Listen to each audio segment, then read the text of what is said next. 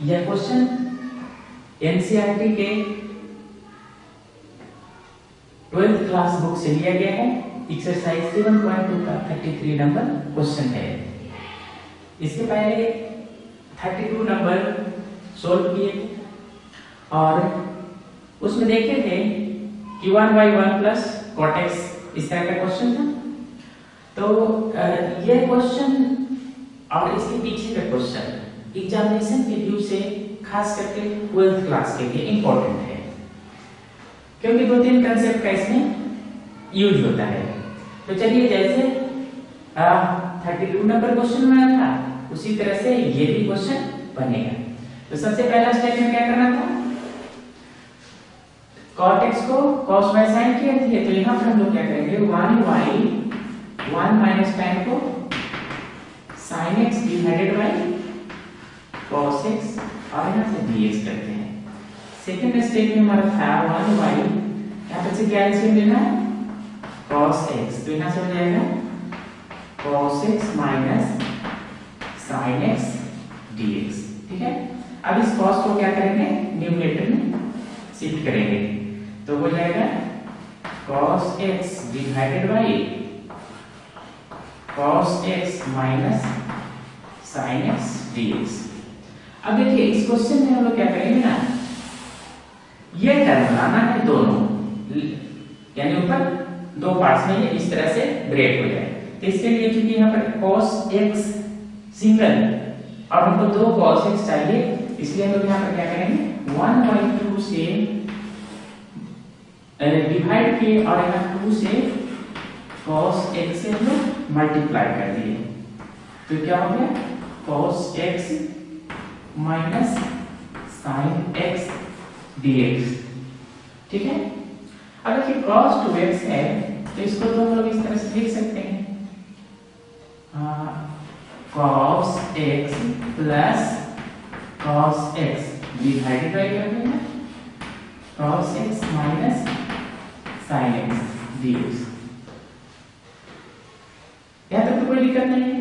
अब चलिए देखिए, हमको लाना क्या है cos x minus sin x, तो यहाँ पर कहीं पे sin x है नहीं है, तो इसमें क्या करेंगे माइनस sin x, और जब इसमें माइनस sin x करेंगे तो क्या करना होगा आपको प्लस sin x, या फिर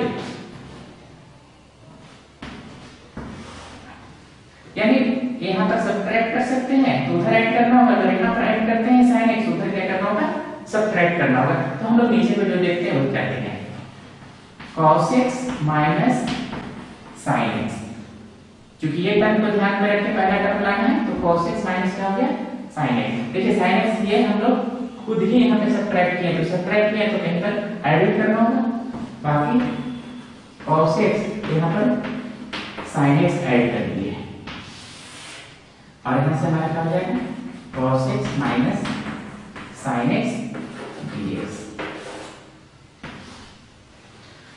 देखिए यहाँ पर माइनस sin x के तो से ऑटोमेटिक हम लोग क्या करें प्लस sin x कैंसिल होकर क्या होगा पॉजिटिव टर्म आ जाएगा। लेकिन यहाँ पर ध्यान रखना है, यहाँ पर क्या करना है cos x minus sin x था तो cos x minus sin x कर दिए, फिर plus cos x sin x रह गया, क्योंकि यहाँ पर ऑटो में हम अपने से माइनस sin x किए थे तो उधर प्लस sin x कर दिए ताकि क्वेश्चन में कोई भी चेंज नहीं हो। अब यहाँ पर देखिए दोनों को हम लोग क्या करेंगे अलग अलग कर देंगे, cos x minus sin x एक ब्रैकेट में ले लेते हैं plus cos x plus sin x को एक ब्रैकेट में ले लेते हैं और डिवाइडेड बाय dx।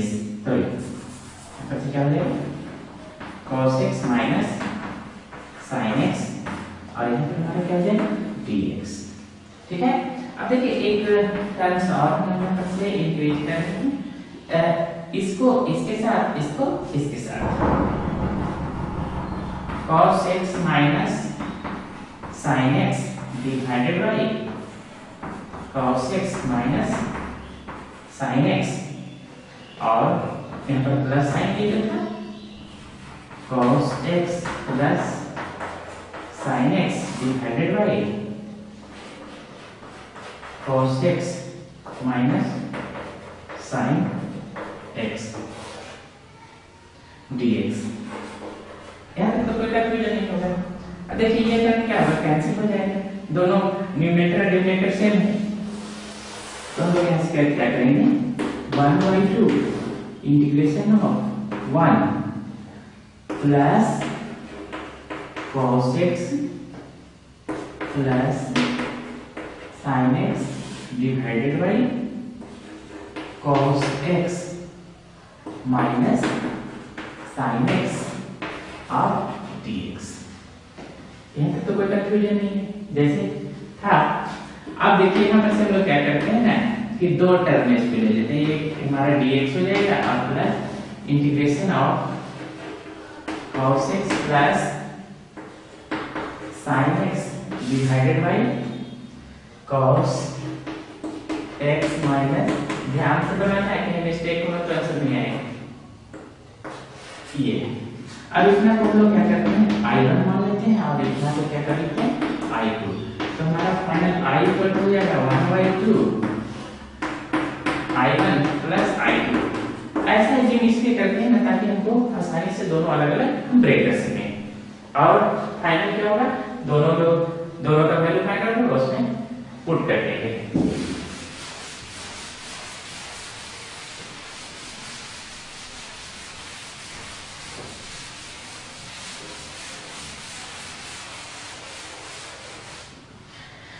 चलिए I1 तो बहुत आसान है, I1 इक्वल टू क्या है, इंटीग्रेशन ऑफ dx, तो इसका हो जाएगा I1 equal to x plus c। ठीक, यहाँ से हमारा क्या हो गया, I1 फाइंड आउट हो गया। और अब चलते हैं I2 इक्वल टू क्या है, integration of cos x plus sin x divided by cos x minus sin x dx। ठीक है, अब हमारा क्या है, इसका कांसेप्ट है कि डिनोमिनेटर सिंगल टर्म आ जाए। तो सबसे पहले हम लोग कोशिश करेंगे कि ये है cos x minus sin x equal to z assume करते हैं और dy by dx find out करते हैं। यहाँ से क्या है, cos x minus sin x और यहाँ पर क्या है, dy बाई dx dz। तो cos का क्या हो जाएगा, डिफरेंशिएशन माइनस sin x और sin का क्या होता है, cos x equal to dz by dx। लेकिन हमारा ऊपर दोनों टर्म क्या है, पॉजिटिव में, तो एक तरह क्या करते हैं, माइनस कॉमन ले लेते हैं, तो sin x plus cos x equal to क्या हो जाएगा, dz बाई dx। ठीक है, अब इसको हम लोग क्या कर सकते हैं, dx को इससे मल्टीप्लाई कर देते हैं। हमको लाना क्या है, देखिए कितना, तो यहाँ पर हो जाएगा sin x plus cos x dx। और ये जो साइन माइनस है वो किसके साथ चला जाएगा, राइट हैंड साइड में, माइनस dz। यहाँ तक तो कोई दिक्कत नहीं है। अब देखिए इस क्वेश्चन को हम लोग फिर से रिराइट करते हैं। यहाँ पर क्या था, I2 equal to cos x plus sin x dx divided by cos x minus sin x। अब यहाँ पर देखिए cos x plus sin x हो या sin x plus cos x को कोई फर्क नहीं पड़ता है, तो इतना की जगह पर हम लोग क्या पुट कर देंगे, माइनस dz माइनस dz। और इतना की जगह पर क्या एज्यूम किए थे हम लोग, देखिए z। तो I2 इक्वल टू आ गया हमारा minus integration of dz by z, या कर सकते हैं minus log z plus c, यानी I2 इक्वल टू हमारा आ गया minus log z English value के cos x minus sin x, cos x minus sin x plus c। अब I2 भी आ गया और I1 भी वैल्यू आ गया, तो हम लोग यहाँ से लिख सकते हैं I इक्वल टू 1/2 I1 का हमारा कितना था, x, और I2 का कितना क्या, minus log cos x minus sin x plus c। ठीक है, अब यहां से हम लिख सकते हैं i equal to x by 2 या 1 बाई 2 भी लिख सकते हैं minus 1 by 2 log cos x minus sin x plus c। यानी पीछे का क्वेश्चन और इस क्वेश्चन में बहुत ज्यादा डिफरेंस नहीं था। x by 2 minus log cos x minus sin x।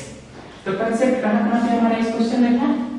सबसे पहले tan x को कन्वर्ट करना पड़ा किसमें, sin x by cos x में, एलसीएम लिए। ठीक है, यहां तक तो कोई दिक्कत नहीं था। अब हम लोग को क्या करना था कि जो ऊपर का दो टर्म होना चाहिए, अगर हम डिनोमिनेटर पे सेट करना चाहते हैं तो जो भी वैल्यू हमारा था वो डबल होना चाहिए। तो उसके लिए 1/2 से डिवाइड किया और 2 से मल्टीप्लाई किए। और क्वेश्चन में डिनोमिनेटर में देखिए कि वो टर्म क्या है, उसी के अनुसार हम लोग प्लस और माइनस किए और दोनों को अलग अलग करके दो इंटीग्रेशन में सेट किए और दोनों का वैल्यू फाइंड आउट करके यहाँ पर हम लोग पुट कर दिए।